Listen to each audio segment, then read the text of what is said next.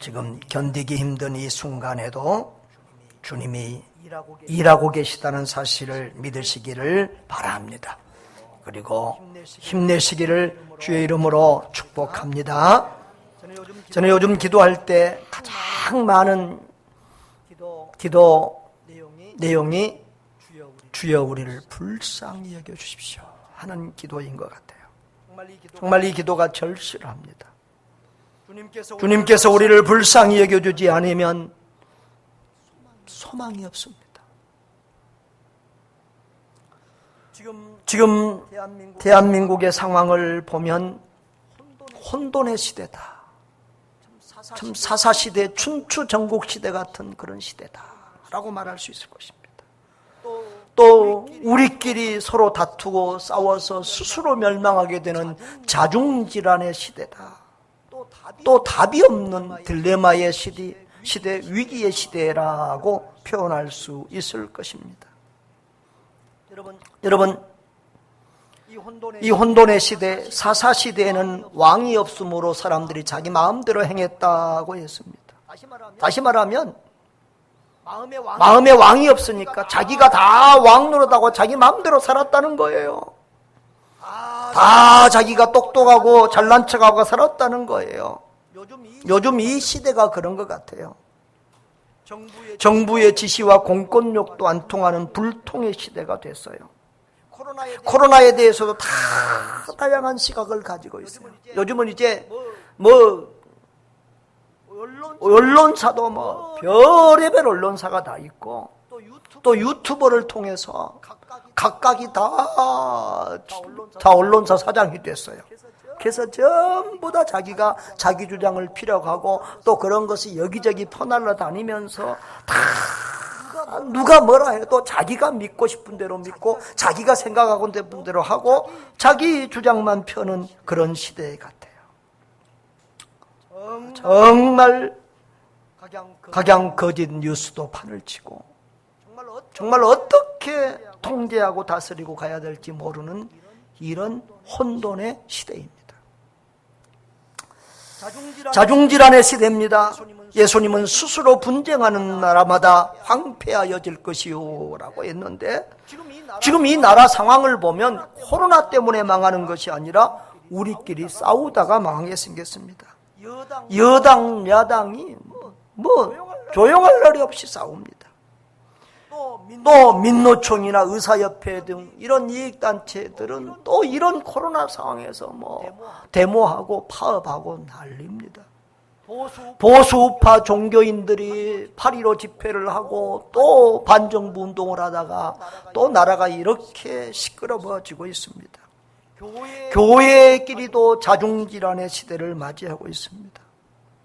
이 정부의 대책에 대한, 이 코로나 대책에 대한 목사들의 의견이 또 각 교단의 의견이, 교회 의견, 성도들 의견이 다 달라서 서로 또 공방전을 벌이고 다투고 싸우고 있습니다. 요즘에 이 목사님들 이제 카톡방이 있잖아요. 여러분 카톡방 했는데 아주 불편합니다. 빠져나가고 싶어 그러는데 이상한 카톡은 또 빠져나가면 나갔다 그러고 또 빠져나와서는 안 되는 또 그런 카톡방들이 있으니까 인내하면서 있는데 보면 아주 엄청 스트레스 받습니다. 너도 나도 다 자기 원하는 거, 자기 주장만 펼치고 다 똑똑합니다. 또 우리같이 물렁한 사람은 글 올릴 것도 없습니다. 강한 사람들이 다 주도합니다. 정광훈 지지파와 반대파가 있습니다. 정광훈 지지파는 많지는 않다고 할지라도 반정부 운동에 동참하는 분위기는 강하게 일어나고 있음을 느낄 수가 있습니다. 또 반대로 어렵지만 정부의 방역 지침에 순종하고 최대한 협조하려는 교회들도 많이 있습니다. 이런 것들이 서로 갈등으로 지금 나타나고 있습니다. 예배에 대해서도 강경하게 대변 예배를 주장하고 정부와 투쟁하는 교회들, 그런 또 지역들이 교회들이 많이 있습니다. 또 우리 교회처럼 대면 예배를 중요하게 생각하지만 그래도 이 위기 상황에서는 최대한 정부의 지침을 지키려고 하는 이런 교회들도 있습니다. 이런 갈등들이 있어요. 또 목사와 성도들 간에도 이 갈등과 온도 차이가 있는 것 같아요. 제가 볼게 제가 설문조사는 안 해봤습니다만 제 느낌에 목사님들 중에 한 80% 이상은 이 정부가 뭔가 정말 우리 예배의 중요성, 교회의 역할을 잘 이해를 못하고 이렇게 예배를 압박하고 있다, 이렇게 말하고 느끼는 것 같아요. 그런데 성도들은 이번 주에 설문조사 나온 거 보니까 57%가 정부가 교회 예배를 박해한다고 생각하지 않는다, 이렇게 답변을 했더라고요. 그래서 어떤 성도들은 우리 목사님은 왜 저래? 이럴 때 예배 안 드리면 좀 되지, 몇 번 예배 안 드린다고, 영상 예배 드린다고 별 문제 있어, 이렇게 생각하면서 또 목사님을 이해하지 못하고 갈등하는 그런 교회 내의 구조도 있는 것 같습니다. 아무튼 딜레마의 시대입니다. 위기의 시대입니다. 코로나와 경제가, 코로나와 자유가 갈등입니다. 코로나를 잡으려면 경제가 죽습니다. 코로나를 잡으려면 자유와 인권이 침해를 당합니다. 어제도 저 독일에서 18,000명이 자유를 달라고, 이 코로나 이거 별것도 아닌데 이것 가지고 이렇게 우리를 괴롭게 하냐고 자유를 달라고 데모하다가 거리유리 한 대 타고 경찰들이 흩어버리는 그런 일들, 온 세계 각처에서 자유를 달라는 데모가 엄청 일어나고 있습니다. 참 우리나라도 이렇게 코로나를 잘 대처하고 있지만 너무 이 코로나가 우리 노이로제 된 것 같아요. 매일 오늘 몇 명 발표하고 나가니까 이게 완전히 여기에 붙잡혀가지고 사람들 사고가 그냥 다 압도당하는 것 같은 느낌이 있습니다. 이게 지금 코로나가 단기간에 끝날 것 같으면 이렇게도 되는데 장기간으로 이렇게 가면 상당히 곤란해진다고 보여집니다. 지금은 이제 질병보건부가 통제할 수 없는 상황까지 좀 이르러 위기 상황이지만 조금 안정이 되면 한 100명 내외에서 질병본부가 통제할 수 있는 상황이 되면 거리두기 1단계 정도로 해서, 그래서 예배와 경제활동, 어느 정도 자유활동이 가능하도록 이렇게 하지 않으면 굉장히 많은 문제가 야기될 거라고 생각이 되어집니다. 이런 시대에 우리 교회들은 어떻게 해야 되나? 우리 그리스도인들은 어떻게 해야 되는가? 기도 중에 하나님께서 제게 주신 3가지 은혜가 있었습니다. 우리 야고보서 3장 17절 18절을 한번 먼저 읽어볼까요? 같이 읽어봅시다. 오직 위로부터 난 지혜는 첫째 성결하고 다음에 화평하고 관용하고 양순하며 긍휼과 선한 열매가 가득하고 편견과 거짓이 없나니 화평하게 하는 자들은 화평으로 심어 의의 열매를 거두느니라. 아멘. 저기서 보면 긍휼이라는 단어가 있습니다. 또 화평이라는 단어가 3번이나 있습니다. 이 시대에 우리에게 필요한 것이 긍휼의 마음이고 화평의 마음이 아닌가, 이런 생각을 해봅니다. 저는 3가지를 깨달았는데요. 이 절대 진리가 없는 이런 혼동의 시대, 성경은 진리니까 딱 그대로 말하면 되지만 이 코로나 대책은 진리가 없습니다. 그래서 사람들마다, 단체마다 다 다르게 말하고, 심지어는 의사들도 자기 서울대 출신 의사고 고려대 의사인데 어떻고 이런저런 자기들 성향에 따라서 다 다른 말을 합니다. 어떤 사람들은 코로나 이거 별것도 아닌데 이것 때문에 이렇게 경제가 망가지면 되냐? 독감에 걸려도 이 정도는 죽는데 해서 하면서 또 이렇게 하는 사람들마다 시각이 너무 다양하고 복잡합니다. 이런 절대 진리가 없는 혼동 상황에서는 일단 정부와 방역 당국의 판단을 믿고 협조해서 하나 되는 것이 국민의 바른 자세라고 생각합니다. 이럴 때에 너나 할 것 없이 다 자기 주장을 펼치면 나라는 더 혼란스러워집니다. 내 생각, 어떤 단체의 이익과 주장들을 좀 내려놓고 방역본부나 질병본부를 믿고 따라가야 되지 않을까, 이렇게 생각을 합니다. 그 다음에 두 번째로, 교회는 지금 하나님과 사회에 무조건 죄송하다고 엎드려야 될 상황입니다. 지난주까지는 정광훈 목사 좀 핑계대면서 조금 몇 교회 나왔다고, 모든 교회 문 닫느냐, 이렇게 좀 말할 여지가 있었는데, 하나님이 이번 주에는 더 코너로 몰아가신 것 같아요. 이번 주에는 정말 얼굴이 뜨근뜨근해서 뉴스를 볼 수가 없어요. 그 8.15 집회에 참석했던 목사님들, 성도님들이 이 정부의 방역대책에 협조하지 않고, 검사도 안 받고, 밝히지도 않고, 그리고 교회로, 어디 요양원으로, 또 관광지로 막 돌아다녀가지고, 교회들마다 여기저기서 막 쏟아져 나오고 있고, 난리도 아니고 매일 몇 건씩 터지는데, 정말 교회가 욕을 안 먹을 수 없는 상황인 것 같아요. 이럴 때는요, 여러분들 직장에 가면 다 교회 욕할 텐데, 싸우면 안 돼요. 무조건 미안합니다, 죄송합니다. 그리고 속으로 이렇게 해야 돼요. 이 또한 지나가리라고 따라합시다. 이 또한 지나가리라. 이 또한 지나가리라. 이때가 지나갈 것입니다. 그리고 우리 하나님은 이런 상황까지도 합력해서 역전의 기회, 반전의 기회를 일으키시는 전능하신 하나님인 것을 믿고 합력하여 선언을 이루시는 하나님을 기대하면서 인내하면서 소망할 수 있기를 주의 이름으로 축복합니다. 그리고 가장 중요한 것은 지금은 하나님의 긍휼을 구하는 수밖에 없습니다. 저는 이 코로나 상황을 보면서 하나님께서 인류를 징계하고 교회를 징계하신다라는 생각이 듭니다. 그동안 얼마나 세상이 하나님 앞에 교만하고 타락했습니까? 과학이 하나님의 자리를 유전자도 변형시키고, 알파고 같은 거 나와가지고 사람을 이기고 난리법석을 쳤습니다.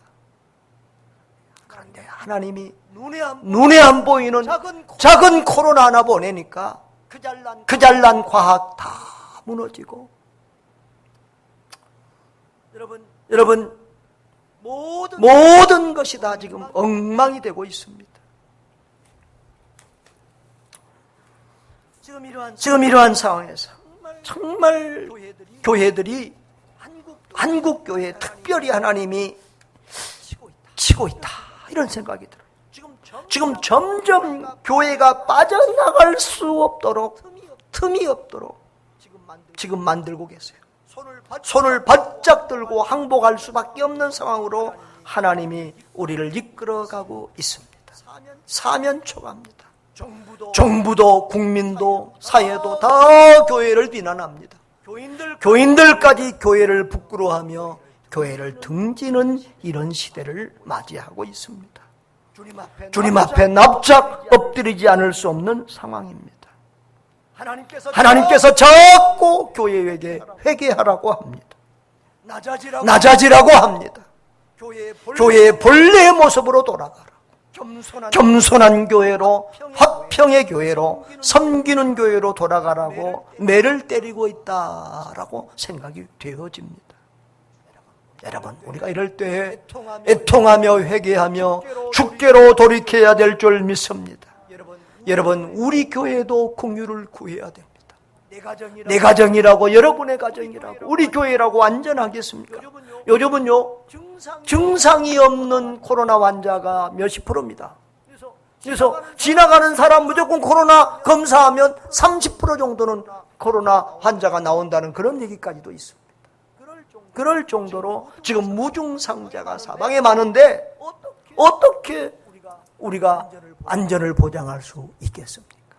하나님이 지켜주셔야 됩니다. 하나님이 보호해 주셔야 됩니다. 하나님이 우리를 불쌍히 여겨주셔야 됩니다.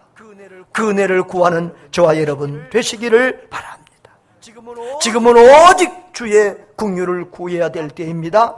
오늘 본문의 말씀을 보면은 마태복음 20장 29절에서부터 34절까지 내용에 예수님께서 이제 여리고는 예루살렘하고 가까이 있는 도시잖아요. 여리고를 지나가실 때에 많은 무리들이 예수님을 따르고 있었습니다. 그런데 저 한편에서 맹인 두 사람이 길가에 앉아 있다가 예수님이 지나간다는 소리를 듣고 소리를 지르기 시작합니다. 주여 우리를 불쌍히 여기소서. 다윗의 자손이요. 그런데 사람들은 꾸짖어 잠잠하라고 하면 시끄럽다고. 그래도 이 소경거지들은 주여 우리를 불쌍히 여겨달라고 그렇게 주님께 애원합니다. 예수님께서 머물러 그들에게 너에게 무엇하여 주기를 원하느냐 하니까 단순합니다. 그들의 기도에서 주여 우리의 눈뜨기를 원하나이다. 예수님께서 그들을 불쌍히 여기사 그들의 눈을 만져주니 곧 보게 되어 그들이 예수님을 따랐다 그랬습니다. 여러분 이 소경거지들의 믿음을 살펴봅니다. 마가복음에서는 이 소경거지 중 한 사람의 이름을 밝히고 있는데 디메오의 아들 바디메오라고 했습니다. 그런데 그들은 사실은 소경이었지만 영적으로는 영안의 눈이 밝은 믿음의 사람들이었습니다. 거지였지만 영적으로는 부유한 사람인 것을 알 수 있습니다. 그들의 믿음의 고백을 보면 믿음이 있다는 것을 알 수 있습니다. 이 소경들은 예수님을 계속해서 뭐라고 부릅니까? 주여. 세 번이나 본문에 보면 주여. 그리고 다윗의 자손이라고 계속해서 얘기합니다. 여러분 이건 대단한 신앙 고백입니다. 당시에 예수님을 주여라고 고백하는 사람들이 많지 않았습니다. 심지어는 제자들 중에서도 예수님을 랍비여 선생님 이렇게 부르는 사람들도 많이 있었고요. 특별히 다윗의 자손이라고 하는 고백은 대단한 고백입니다. 구약 성경에 보면 하나님께서 다윗의 자손 가운데서 메시아 그리스도 구원자를 보내주신다고 했습니다. 그래서 이 다윗의 자손 예수여 이 말은 하나님께서 우리를 구원하시겠다고 보내주신 구원자 메시아라. 할렐루야. 그건 진짜 중요한 믿음입니다. 그들은 육적으로는 소경이었지만 영안은 밝은 아름다운 믿음의 사람이었음을 볼 수가 있습니다. 여러분 우리도 주여 우리를 불쌍히 여기사 믿음의 믿음을 더하여 주시옵소서. 그렇게 기도하는 저와 여러분 될 수 있기를 주의 이름으로 축복합니다. 그다음에 그들의 기도를 보면 믿음이 있음을 볼 수 있습니다. 주여 우리를 불쌍히 여기소서. 두 번이나 이렇게 부르짖잖아요. 또 34절에서는 예수님이 그들을 불쌍히 여기사 고쳐주셨다라고 했잖아요. 여러분 그렇습니다. 이 기도는 아주 짧지만 최고의 기도입니다. 아주 강력한 기도입니다. 나는 신앙생활하면서 주님이 나를 불쌍히 여겨주옵소서 하는 기도를 얼마나 기뻐 받으신지를 여러 번 체험했습니다. 이건 부끄러운 체험이라서 얘기할 때마다 좀 부끄러운데요. 교회에서는 잘 안 하는 얘기입니다. 풍에 가면 제가 자주 간증하는데 제가 어려서부터 교회를 다녔잖아요. 근데 세례를 안 받아서요. 저 군대 가서도 열심히 교회를 안 다니는데 세례를 안 받으니까 우리 전도사님이 왜 세례를 안 받느냐고 자꾸 추궁하는 거예요. 근데 제가 군대 가기 전에 재수하면서 담배를 배웠는데 이걸 못 끊어가지고 양심에 세례를 받을 수가 없었어요. 그래서 처두가를 줬는데 순복음 기도원에 가잖아요. 거기서 며칠 동안 금식하면서 막 부르짖고 기도했더니 방언도 주시고 또 담배도 끊게 했어요. 그래서 이제 불을 붙어갖고 와서 어머니도 전도하고 형수도 전도하고 그렇게 은혜롭게 살았는데 그 다음에 또 다시 또 손을 댔어요. 그랬는데 그때부터는 이제 이게 어려워지는 거예요. 며칠 참다가도 또 뭐 하게 되고 이게 완전히 끊어지지가 않아요. 며칠 참아도 막 담배 냄새 맡으면 너무 좋고 막 코가 따라가고 막 그래요. 그런 힘든 세월을 보내는데 어느 날 예배하는데 너무 내가 불쌍하다는 생각이 들었어요. 신학교에 가고 목사 된다는 내가 이거 하나도 못 끊고 이런 내가 무엇을 할 수 있겠는가? 내 믿음이 이렇게 연약하구나. 내 의지가 이렇게 연약한 사람이 내가 무엇을 할 수 있겠는가? 주님, 나는 부족합니다. 나는 연약합니다. 나는 믿음도 없습니다. 이런 작은 것 하나도 할 수 있는 힘이 없습니다. 주님 나를 불쌍히, 내가 불쌍해서 주님 나를 불쌍히 여겨달라고 하고 한없이 울었습니다. 그랬는데 그 이후로 며칠 동안 온몸이 두드러 맞은 것처럼 꼼짝할 수 없이 아팠어요. 근데 아프고 나니까 담배가 생각도 하기 싫을 정도로 냄새도 맡기 싫을 정도로 깨끗이 끊어지고 말았습니다. 할렐루야. 우리가 껍데기만 해가지고 형식만 해가지고 주여 나를 불쌍히 여겨주소서 그런다고 주님이 응답해 주시는 건 아닌데 정말 우리가 마음을 다해서 애통하는 마음으로 진실한 마음으로 주님 나를 불쌍히 여겨주세요 부르짖으면 긍휼이 풍성하신 우리 하나님은 우리 기도를 들어주시고 응답해 주시고 기적도 능력도 베풀어 주시는 줄 믿습니다. 여러분 이들은 지금 주님 앞에서 주님이 우리를 불쌍히 여겨주시는 긍휼의 주님, 주님은 자비하신 주님이고 긍휼을 베풀어 주시는 긍휼의 주님인 것을 믿고 있습니다. 그리고 자기들은 주의 은혜가 아니면 주의 긍휼이 아니면 살 수 없는 연약한 존재요, 무능한 존재요, 불쌍한 존재라는 사실을 알고 있습니다. 우리도 이것을 알아야 됩니다. 하나님은 긍휼과 자비를 베풀어 주시기를 원하시는 하나님이다. 우리를 불쌍히 여기시는 하나님이라는 겁니다. 그리고 우리는 연약한 존재, 하나님 앞에서 불쌍한 존재요 연약한 존재라는 사실을 깨닫기를 바랍니다. 그들은 복잡한 것 구하지 않습니다. 남을 원망하지 않습니다. 핑계하지 않습니다. 오직 주님의 긍휼만을 구하고 있습니다. 여러분, 우리가 하나님 앞에 부르짖을 짧고도 강력한 기도는 주여 우리를 불쌍히 여겨주소서 하는 기도. 우리 다 같이 한번 같이 했습시다. 주여 우리를 불쌍히 여겨주소서. 지금 세상 현실을 보십시오. 코로나 상황을 보십시오. 인간이 얼마나 연약합니까? 눈에 보이지도 않는 이 작은 코로나 때문에 모든 세상이 다 무너지고 있습니다. 자유가 사라졌습니다. 경제가 무너졌습니다. 세계 여행, 비행기, 모든 것 다 스톱되었습니다. 우리의 믿음도 잃어버릴 그런 상황입니다. 여러분, 이렇게 하나님이 살짝 흔들어 버리니까 온 세계는 올 스톱되었습니다. 그러므로 우리 인간은 하나님 앞에 겸손해야 합니다.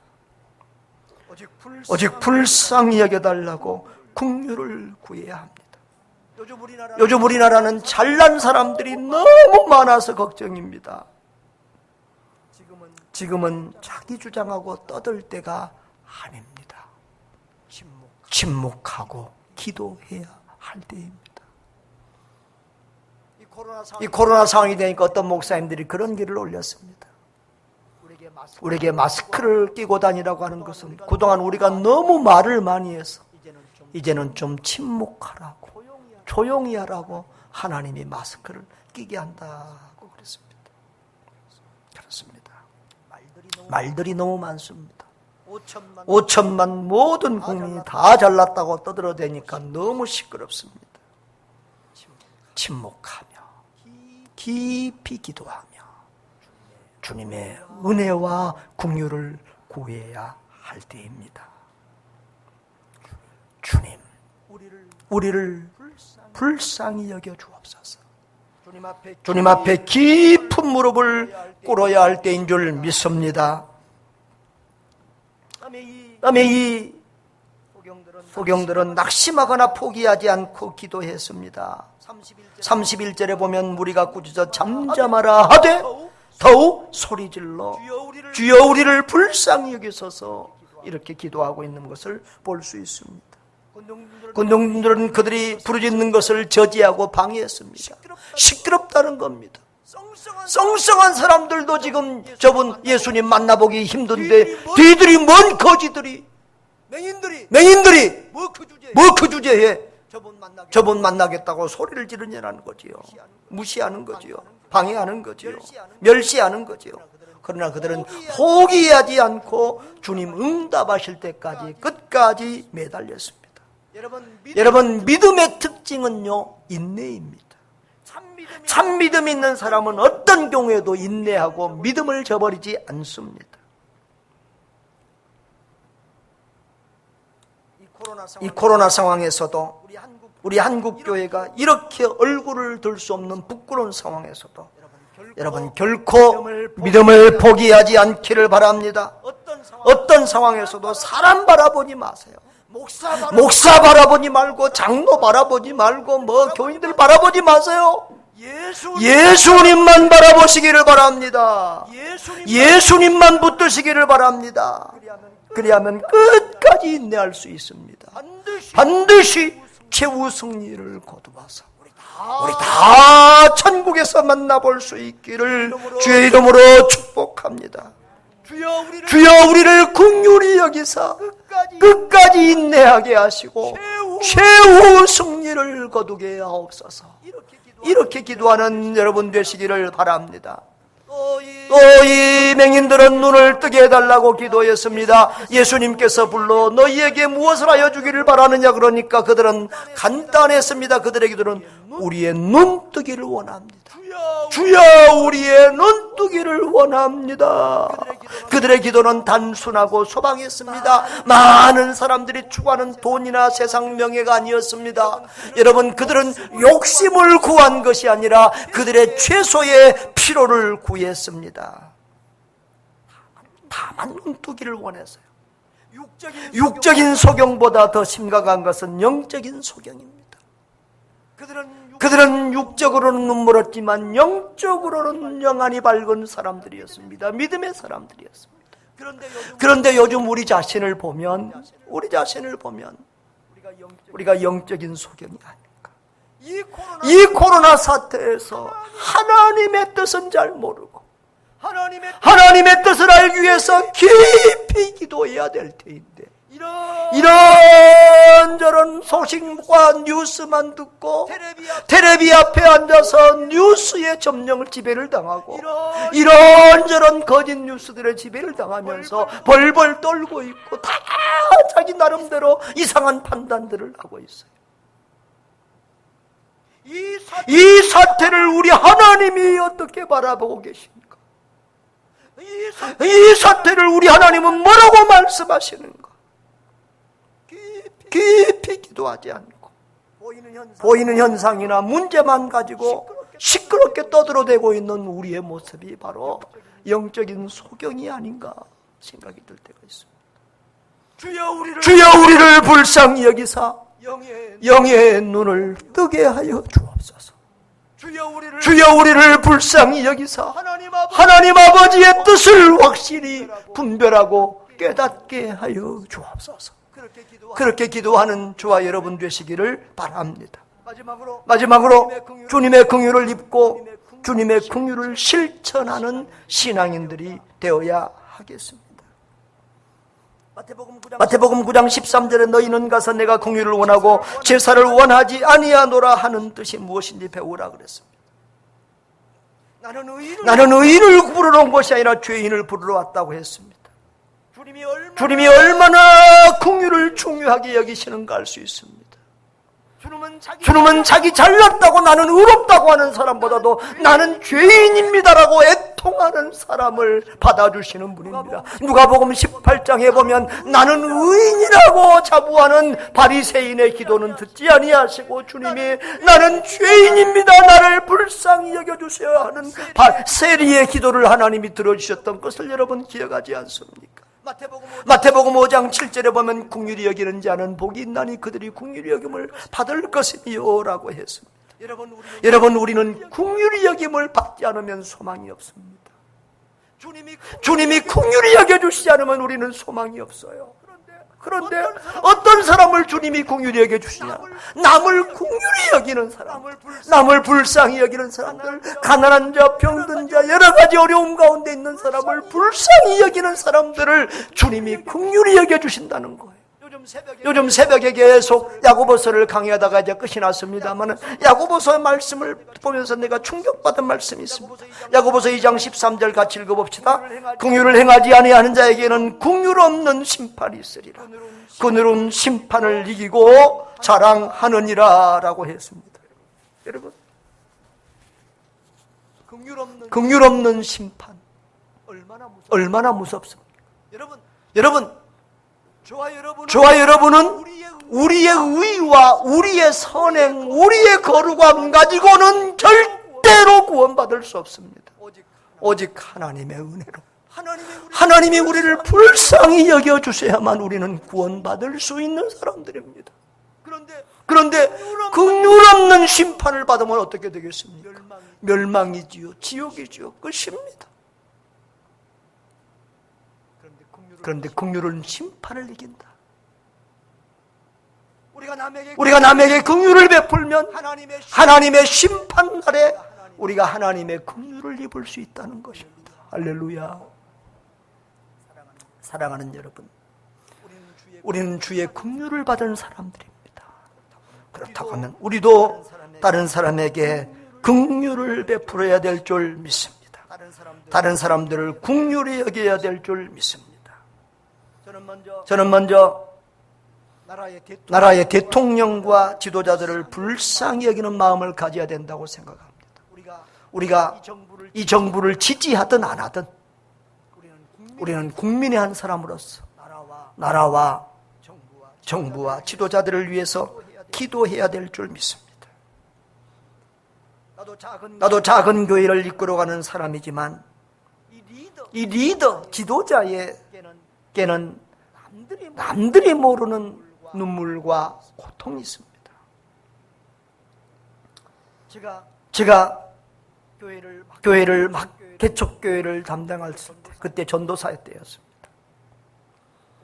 우리 신학교 동기가 44회인데 우리 동기들 가운데 문제가 생겼습니다. 제가 대표로 동기회장으로서 대표로 불러가서 혼이 났습니다.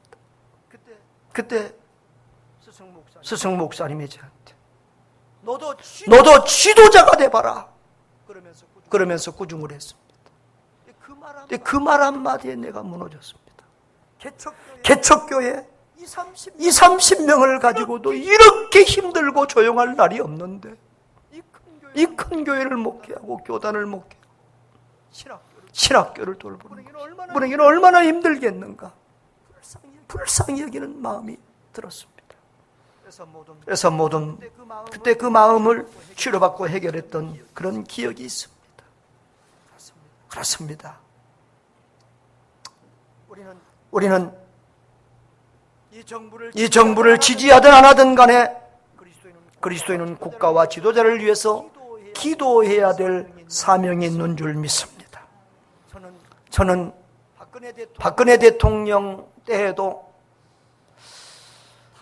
탄핵이 참 마음이 아팠습니다. 이제 7개월밖에 안 남았는데 조금만 더 우리가 참으면 될 텐데, 그런데 그때는 국민들의 감정이 도저히, 우리나라는 막 한번 감정이 이렇게 폭발하면 좀 절제가 안 되잖아요. 국민 감정이 그것을 참을 수가 없었어요. 앞으로 계속 이 나라의 탄핵이, 대통령이 계속 탄핵되면 되겠는가? 그리고 물러나는 대통령마다 감옥에 가는 이 부끄러운 이 나라의 현실이 계속돼야 되겠는가? 그러지 않도록 이 나라가 정상적인 민주주의 국가가 되도록 그렇게 우리가 간절히 기도해야 될 줄 믿습니다. 우리 국민들을 불쌍히 여기면서 기도해야 됩니다. 이 난국에 코로나에 걸린 사람들 정말 비참합니다. 장례식에도 아무 가족도 가지 못합니다. 사방에서 보는 질시와 그 혐오의 눈빛들이 말로 다 할 수 없습니다. 그래서 스트레스와 우울증으로 고생하는 사람들도 있습니다. 사업이 망하고 피눈물을 흘리는 국민들이 많습니다. 이런 어려울 때는 가난하고 힘없는 사람들은 더더욱 어렵습니다. 하루 벌어서 하루 먹고 사는 사람들은 더욱 어렵습니다. 지금 가난한 나라들에서는 코로나로 어려운 것보다 가난한 것 때문에, 경제적인 것 때문에 더 어렵습니다. 코로나로 죽는 사람보다 굶어 죽는 사람이 더 많은 상황입니다. 불쌍히 여겨야 될 줄 믿습니다. 우리 성도들이 너무 불쌍합니다. 여러분 직장에 가면 얼마나 압박을 받습니까? 교회 가지 마라. 교회 갔다 왔느냐?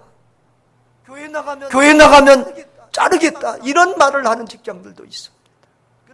그런 위기 상황에서 믿음을 지키며 간다는 것이 얼마나 어려운지. 성도들, 특별히 믿음이 연약한 우리 지체들을 위해서 간절히 그들을 불쌍히 여기며 기도해야 될 줄 믿습니다. 여러분 목사님들을 불쌍히 여기며 기도해 주시기를 바랍니다. 어떤 이들은 목사님들이 왜 저렇게 막 정부와에 저렇게 막 하고 예배 지킨다고 저 난리를 피우고 있는가, 이해를 못하겠네라고 생각하는 교인들도 있을지 모릅니다. 근데 여러분, 교회가 정말 위기 상황입니다. 문 닫는 개척교회들이 여기저기 속출하고 있습니다. 뉴스 이런 거 보고 교인들 다 안 나옵니다. 거리 두기 20명 말할 필요도 없어요. 교회마다 20 웬만한 교회들은 20명도 안 나온다는 거예요. 몇 분의 1도 안 나온다. 이게 지금 2월 달부터 계속되고 있습니다. 회복이 돼야 돼. 예배가 회복이 돼야 성도가 살고 교회가 사는데 갈수록 더 압력이 더해지고 갈수록 그나마 드리던 예배도 못 드리니까 교회가 지금 다 지금 문 닫게 생겼어요. 위기예요, 위기. 그러니 목사님들이 얼마나 힘들어요. 그래서 우리 동료나 가까운 목사님들 보면 우울증이 온다고 지금 호소하는 그런 목사님들도 많이 있습니다. 여러분, 우리 서로를 불쌍히 여기면서 기도하는 이런 분위기가 될 수 있기를 바랍니다. 서로 비난하고 서로 싸우고 서로 갈등하는 것이 아니라 서로를 위하여 기도하고 서로를 유도하고 서로를 붙들어줘야 될 때인 줄 믿습니다. 지금은 떠들 때가 아니라 침묵하면서 주님 불쌍히 여겨달라고 주님께 매달리며 기도해야 될 때입니다. 겸손히 무릎 꿇고 주여 우리를 불쌍히 여겨 주옵소서. 애처롭고 간절하게 매달려야 할 때입니다. 서로 싸우고 갈등하고 미워하고 내가 옳다 너가 틀렸다 싸우지 말고 주님의 마음으로 서로를 긍휼히 여겨야 할 때입니다. 저와 여러분, 우리 모두는 주님의 긍휼이 없이는 살 수 없는 존재입니다. 주님의 긍휼이 없으면 죄 용서받을 수 없고 구원받을 수 없고 오늘 하루하루의 삶을 살아갈 수 없는 연약한 존재들입니다. 우리는 주님의 긍휼로 구원받았고 주님의 긍휼하심을 따라 죄 용서받았고 하나님의 백성이 되었습니다. 그렇다고 하면 이제 우리도 그 주님의 긍휼의 눈으로 이웃을 바라보고 이웃을 긍휼히 여겨야 될 줄 믿습니다. 우리가 누군가 미워하고 원망하는 사람이 있다고 하면 오늘 이 말씀을 듣고 이제 그를 주님의 눈으로 불쌍히 여기는 그런 은혜가 있기를 바랍니다. 주의 긍휼을 입은 우리 성도라면 이웃을 사랑하고 이웃을 불쌍히 여기는 성도들 될 수 있기를 바랍니다. 그래서 우리로 인하여 이